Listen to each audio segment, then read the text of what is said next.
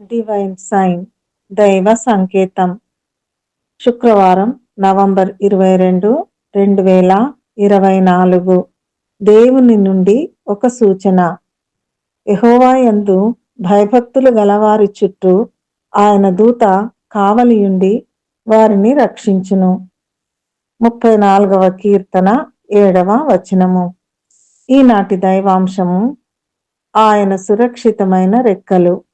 ఆయన తన రెక్కలతో నిన్ను కప్పును, ఆయన రెక్కల క్రింద నీకు ఆశ్రయము కలుగును. 91వ కీర్తన 4వ వచనము. ఆ రోజు శనివారం. మేము పనిచేస్తున్న ఊరి నుండి నేను, నా భర్త, మా పిల్లలతో కలిసి బైక్పై నగరానికి ప్రయాణమయ్యాం.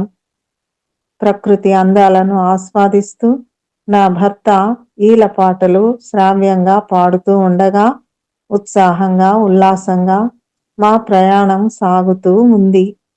దాదాపు 20 కిలోమీటర్లు ప్రయాణించాం. నగర శివారుల్లోకి వచ్చేశాం.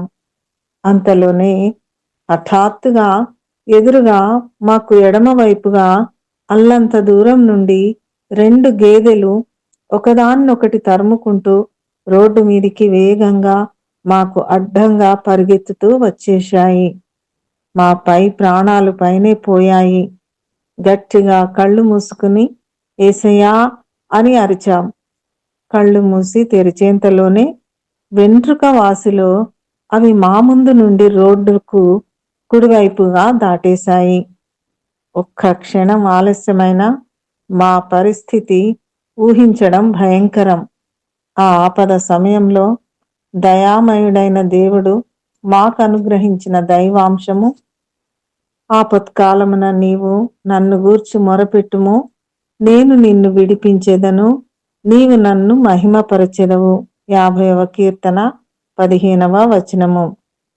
దేవుడు మనందరినీ దీవించి తన రెక్కల క్రింద భద్రపరచునుగాక. ప్రార్థన. ప్రియ ప్రభువా, మా మార్గములన్నిటిలో మమ్ములను కాపాడుటకు నీ దూతలకు ఆజ్ఞాపిస్తున్నందుకు వందనాలు. ఎల్లప్పుడూ మా చుట్టూ నీ దూతలను కావలియుంచి మమ్ములను సంరక్షించుము. యేసు నామములో ప్రార్థిస్తున్నాము తండ్రి. ఆమెన్.